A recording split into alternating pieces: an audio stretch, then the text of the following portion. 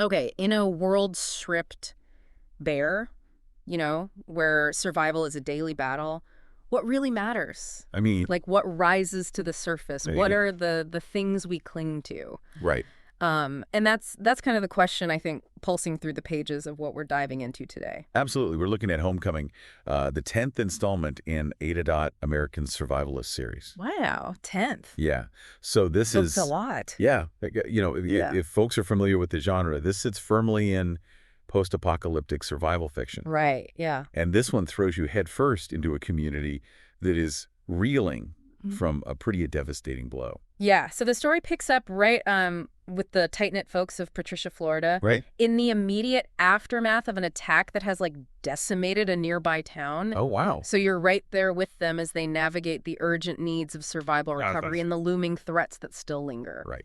They're dealing with both external and internal dangers. I mean, the remnants of whoever attacked them, but also just the raw internal struggles of grief, Right. resource scarcity, Taking care of their wounded. caring for the wounded. Yeah, all of that Yeah. at the same time. Yeah, so much of what I thought was so fascinating right from the start was how the narrative really emphasizes, the interconnectedness of this community. Exactly. It's not just about individual survival. That's the collective. Yeah, it's about the collective will to endure. Right. And you see these incredible moments, Yeah.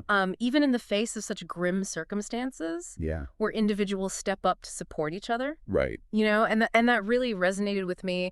One of the things that I really appreciated, and I think we talked about this a little bit beforehand, was the palpable sense of community that you get. Oh, for sure. And you witness these everyday acts of kindness and support Yeah. that shine so brightly against this like really dark backdrop of their reality. Right. And it makes you think about how crucial those human connections become. Yeah. When everything else is stripped away. Absolutely. Yeah. And I think it makes you consider, what the foundational elements of a resilient society really are. Right. We tend to think about it in terms of like stockpiling, Right. supplies and things like that. But Beans, bullets, and Band-Aids, right? exactly. Right. But it's about the social infrastructure, Right. the unwritten rules of mutual aid and compassion. Yeah. And we see that in the book in these small actions. Yeah.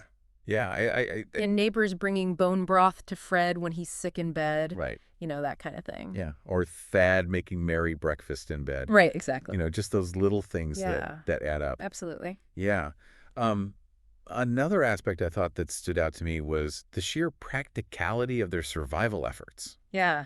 Like, this book really doesn't shy away from the nitty-gritty details of how this community Right. manages to keep going. And from securing food and water to dealing with medical emergencies with like really limited resources. Yeah. There's a real sense of ingenuity and resourcefulness on display. Right. And it almost grounds the fictional scenario in a really tangible reality. Yeah, it prompts you to consider the skills and knowledge that might become invaluable in such a situation. Oh, totally. It's things that we often take for granted in our modern lives. Absolutely. But yeah, the book really emphasizes practical problem solving, Yeah. which I think highlights the adaptability of the human spirit when pushed to its limits. For sure. Yeah. And, amidst all of that tension and hardship, Yeah. the author still manages to like weave in moments of genuine humanity. Oh, absolutely. And even these touches of humor. Yeah. And, they're not laugh out loud moments necessarily, Right.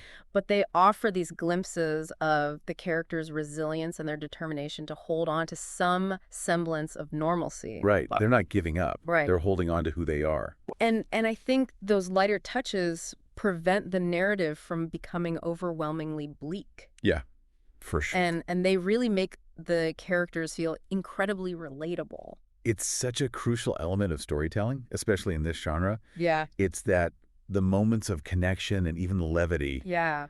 underscore this idea that even in the darkest times, the fundamental human need for interaction and a bit of light persists. Yeah. It's like the indomitable human spirit Yeah. refuses to be extinguished. Yeah, absolutely. But, on the flip side, there were definitely aspects of the book that, Right, sure. while understandable given the setting, could be challenging, Yeah. for some readers. Right. And without revealing any plot specifics, Right. the stark depiction of violence and the incredibly difficult moral choices that the characters face in their fight for survival can be pretty intense. Yeah, it's a necessary element for portraying like a realistic post-apocalyptic Yeah. scenario. Yeah. When societal structures collapse, individuals are often forced into these unimaginable situations where ethical boundaries become blurred. Right. And I think the book doesn't shy away from exploring those uncomfortable realities. Yeah.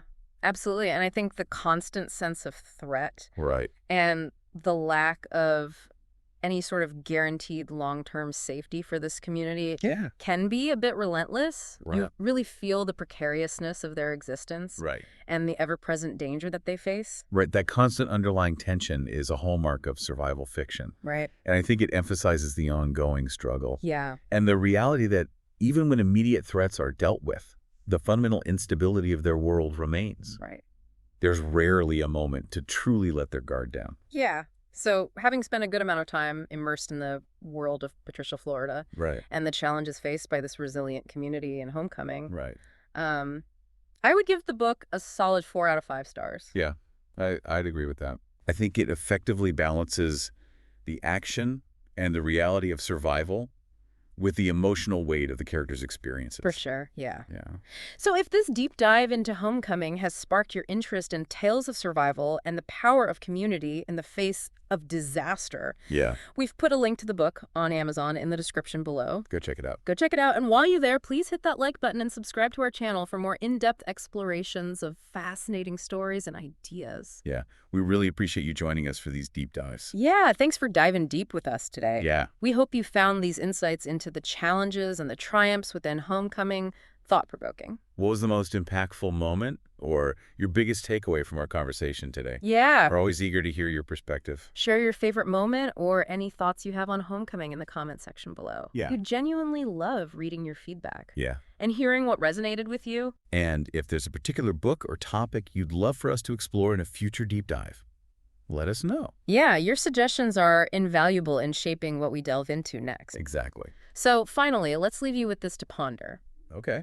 In a world where the familiar structures of society have collapsed, what aspects of human nature, Right. both the admirable and the less so, Yeah. do you believe would become the most amplified? Interesting. And what kind of community would you actively strive to cultivate in such a landscape? Okay. Mull that over, and we'll catch you next time for another deep dive. See you then.